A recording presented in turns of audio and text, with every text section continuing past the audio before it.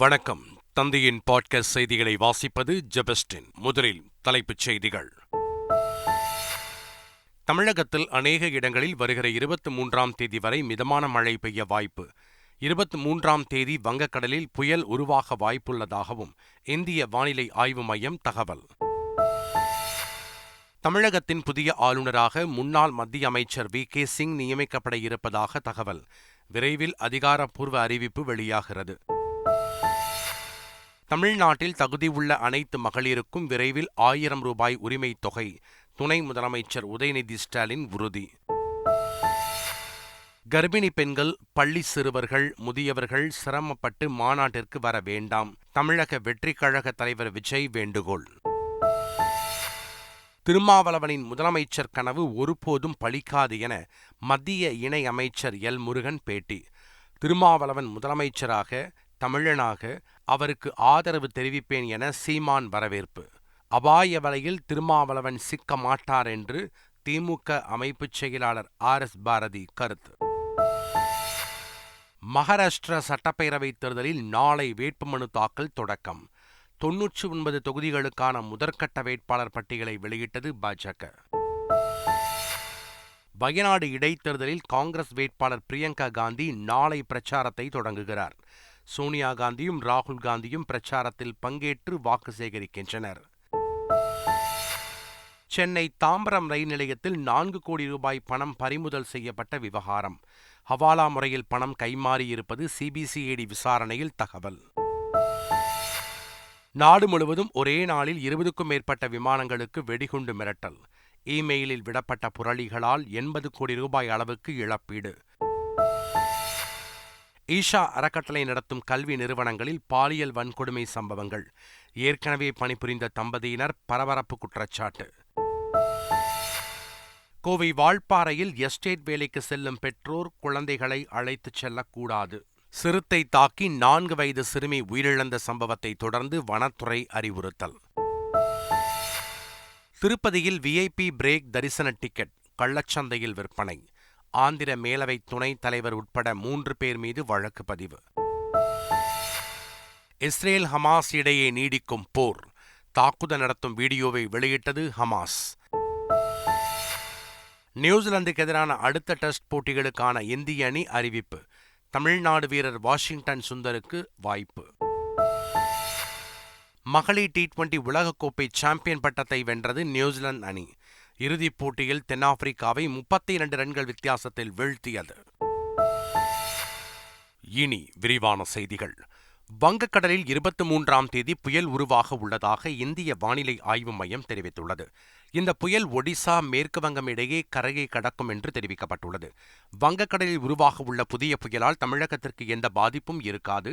இதனிடையே வடதமிழக கடலோர பகுதிகளை ஒட்டி ஒரு வளிமண்டல மேலடுக்கு சுழற்சி நிலவுவதால் 23ஆம் தேதி வரை தமிழகம் மற்றும் புதுச்சேரியில் அநேக இடங்களில் இடி மின்னலுடன் கூடிய மிதமான மழை பெய்யும் என்று தெரிவிக்கப்பட்டுள்ளது.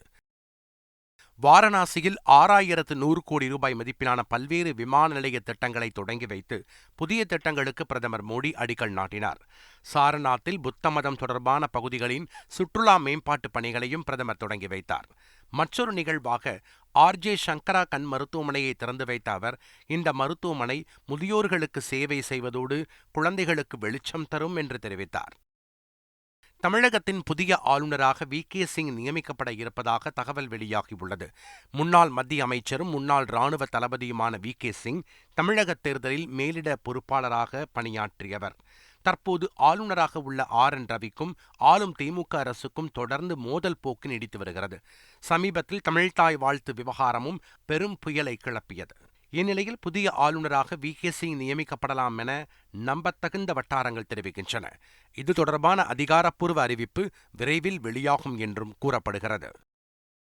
தமிழ்நாட்டில் தகுதியுள்ள அனைத்து மகளிருக்கும் விரைவில் 1000 ரூபாய் உரிமைத் தொகை வழங்கப்படும் என துணை முதலமைச்சர் உதயநிதி ஸ்டாலின் உறுதியளித்துள்ளார்.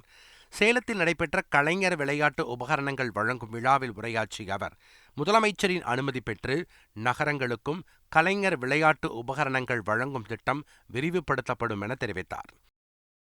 அருந்ததியர் இடஒதுக்கீட்டிற்கு எதிராக உச்சநீதிமன்றத்தில் வழக்கு தொடுத்த திருமாவளவன், முதலமைச்சராகும் கனவு ஒருபோதும் பலிக்காது என மத்திய இணை அமைச்சர் எல் முருகன் தெரிவித்துள்ளார். அருந்ததியர் இடஒதுக்கீடை எதிர்த்து சுப்ரீம் கோர்ட்ல வழக்கு தொடுக்கிற திருமாவளவன் எப்படி ஒரு தலித் மக்களுடைய தலைவராக இருக்க முடியும்? அந்த இடஒதுக்கீடை இன்று நீர்த்து போய செய்கின்ற அளவுக்கு அந்த செயலை செய்து கொண்டிருப்பதுதான் திருமாவளவன் அவர்கள். அதனால திருமாவளவன் எல்லாம் முதலமைச்சர் ஆவதற்கான கனவெல்லாம் நடக்காது. விடுதலை சிறுத்தைகள் கட்சித் தலைவர் திருமாவளவன் முதலமைச்சராக தமிழனாக அவருக்கு ஆதரவு தெரிவிப்பேன் என சீமான் வரவேற்றுள்ளார். எல் முருகன் யாரு? நீங்க மத்திய இணையமைச்சரா இருமுறை ஆகும் போது எங்க அண்ணன் அவன் நிலத்துல ஒரு தமிழன் வந்து முதல்வர் ஆகக்கூடாதா? ஒரு தம்பியா, ஒரு தமிழனா எங்க அண்ணன் முதல்வர் ஆகிறது என்னை விட பெருமை அடைகிறதுக்கோ மகிழ்ச்சி அடைகிறதுக்கோ யாரு? ஸ்டாலின் தான் முதல்வர் என திருமாவளவனை கூறி வரும் நிலையில் அபாய வலையில் சிக்க மாட்டார் என திமுக அமைப்பு செயலாளர் RS பாரதி கருத்து தெரிவித்துள்ளார். திருமாவளவனே எங்களுக்கு தான் தளபதி தான் முதலமைச்சராக வரணும்னு பலமுறை சொல்லிவிட்டார். அடுத்ததும் வருவார்னு சொல்லியிருக்கிறார். உங்கள்கிட்டையும் சொல்லியிருக்கிறார். ஆக அவரை வலை போட்டு இழுக்கலான்னு பார்க்குறாங்க. ஆனால் அந்த அபாய வலையிலே அவர் சிக்க மாட்டார். விக்கிரவாண்டி மாநாட்டுக்கு வருபவர்கள் பயண வழிகளில் போக்குவரத்து விதிமுறைகளை கட்டாயம் கடைபிடிக்க வேண்டும் என்று தமிழக வெற்றிக் கழக தலைவர் விஜய் அறிவுறுத்தியுள்ளார். அவர் எழுதியுள்ள கடிதத்தில், கர்ப்பிணிகள், பள்ளி சிறுவர் சிறுமியர், நீண்ட காலமாக உடல்நலமின்றி இருப்பவர்கள், முதியவர்கள் சிரமப்பட்டு மாநாட்டிற்கு வர வேண்டாம் என கேட்டுக்கொண்டுள்ளார். ஊடக மற்றும் சமூக ஊடகங்கள் வழியாக தங்கள் வீடுகளிலிருந்தே வெற்றிக் கொள்கை திருவிழாவில் கலந்து கொள்ளலாம் என்று குறிப்பிட்டுள்ளார். மகாராஷ்டிரா சட்டப்பேரவைத் தேர்தலில் 99 தொகுதிகளுக்கான முதற்கட்ட வேட்பாளர் பட்டியலை பாஜக வெளியிட்டுள்ளது. 288 தொகுதிகளை கொண்ட மகாராஷ்டிரா சட்டப்பேரவைக்கு நவம்பர் 20ஆம் தேதி ஒரே கட்டமாக தேர்தல் நடைபெறுகிறது. இந்த தேர்தலில் மொத்தமாக 150 தொகுதிகளில் பாஜக போட்டியிட முடிவு செய்துள்ளது. இந்த தேர்தலுக்கான வேட்புமனு தாக்கல் நாளை 22ஆம் தேதி தொடங்கப்பட உள்ள நிலையில் பாஜக சார்பில் 99 தொகுதிகளில் போட்டியிடும் முதல் கட்ட வேட்பாளர் பட்டியல் வெளியிடப்பட்டுள்ளது. வயநாடு இடைத்தேர்தல் பிரச்சாரத்தில் பிரியங்கா காந்தியுடன் சோனியா காந்தி மற்றும் ராகுல் காந்தி பங்கேற்கின்றனர். நவம்பர் 13ஆம் தேதி நடைபெறும் வயநாடு இடைத்தேர்தலில் காங்கிரஸ் சார்பில் பிரியங்கா காந்தி போட்டியிடுகிறார். நாளை 22ஆம் தேதி பிரச்சாரத்தை தொடங்கும் நிலையில் அவரோடு காங்கிரஸ் மூத்த தலைவரும் தாயாருமான சோனியா காந்தி, சகோதரரும் நாடாளுமன்ற எதிர்க்கட்சித் தலைவருமான ராகுல் காந்தியும் பங்கேற்கின்றனர். நாடாளுமன்ற தேர்தலின் போது தாம்பரம் ரயில் நிலையத்தில் 4 கோடி ரூபாய் பணம் பறிமுதல் செய்யப்பட்ட விவகாரத்தில் ஹவாலா முறையில் பணம் கைமாறியிருப்பது சிபிசிஐடி விசாரணையில் தெரியவந்துள்ளது. ஹவாலா தரகர்களுடன் புதுச்சேரி பாஜக MP செல்வகணபதி தொடர்பில் இருந்தது தெரியவந்துள்ளதாக சிபிசிஐடி போலீசார் தெரிவித்துள்ளனர். அந்த பணம் தமிழகத்தில் நாடாளுமன்ற தேர்தலுக்கு பயன்படுத்தப்பட்டதா என்ற கோணத்தில் விசாரணை தீவிரப்படுத்தப்பட்டுள்ளது. இதனால் பல கோடி ரூபாய் பணமும் பல முக்கிய அரசியல் பிரமுகர்களும் சிக்குவார்கள் என எதிர்பார்க்கப்படுகிறது. நாடு முழுவதும் ஒரே நாளில் 20க்கும் அதிகமான விமானங்களுக்கு வெடிகுண்டு மிரட்டல் விடுக்கப்பட்டது பரபரப்பை ஏற்படுத்தியுள்ளது.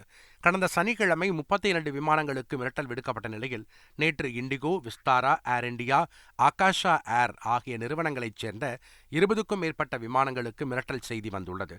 கடந்த ஒரு வாரத்தில் மட்டும் 90க்கும் அதிகமான விமானங்களுக்கு மிரட்டல் வந்துள்ள நிலையில் இதுபோன்ற புரளிகளால் விமானம் தரையிறங்கும் செலவு, விமான நிலைய கட்டணம், பயணிகளுக்கான இழப்பீடு என ஒவ்வொரு முறையும் 3 கோடி ரூபாய் என இதுவரை 80 கோடி ரூபாய் இழப்பீடு ஏற்பட்டுள்ளதாக தரவுகள் தெரிவிக்கின்றன.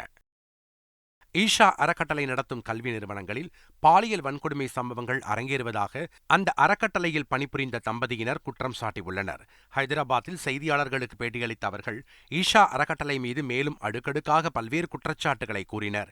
எந்தவித விதிமுறையையும் பின்பற்றாமல் செயல்படும் ஈஷா அறக்கட்டளை மீது மத்திய மாநில அரசுகள் நடவடிக்கை எடுக்க வேண்டும் என்றும் வலியுறுத்தினர். இதனிடையே ஈஷா மீது தொடர்ந்து குற்றம் சாட்டி வருவோர் மீது சட்ட நடவடிக்கை எடுக்கப் போவதாக ஈஷா யோகா மையம் தெரிவித்துள்ளது.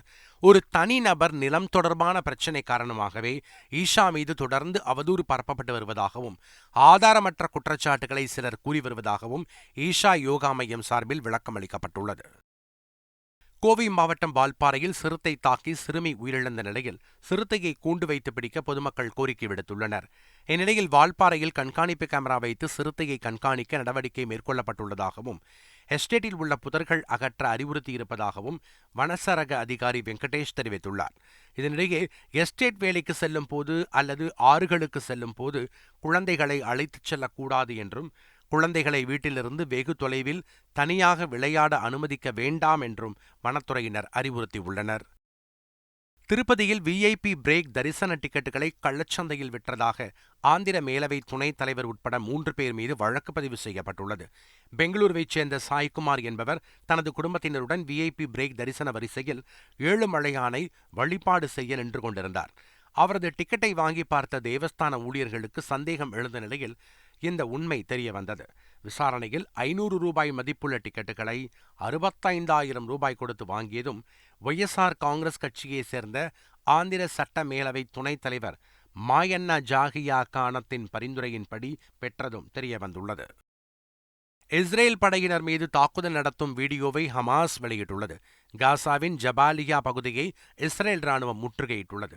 ஹமாஸ் அமைப்பினருக்கும் இஸ்ரேல் ராணுவத்தினருக்கும் போர் நீடிக்கும் நிலையில் இஸ்ரேல் வீரர்களை குறிவைத்து ஹமாஸ் தாக்குதல் நடத்தும் பரபரப்பு காட்சிகள் வெளியாகியுள்ளன. நியூசிலாந்து அணிக்கு எதிரான அடுத்த டெஸ்ட் போட்டிகளுக்கான இந்திய அணியில் தமிழ்நாடு வீரர் வாஷிங்டன் சுந்தர் சேர்க்கப்பட்டுள்ளார்.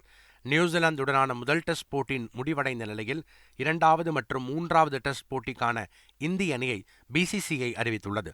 அணியில் தமிழ்நாடு ஆல்ரவுண்டர் வாஷிங்டன் சுந்தர் இடம்பெற்றுள்ளார். ரஞ்சி கோப்பை தொடரில் வாஷிங்டன் சுந்தர் சிறப்பாக ஆடி வரும் நிலையில் இந்திய அணியில் அவர் சேர்க்கப்பட்டுள்ளார். 2வது டெஸ்ட் போட்டி புனேவில் வருகிற 24ஆம் தேதி தொடங்கவுள்ளது.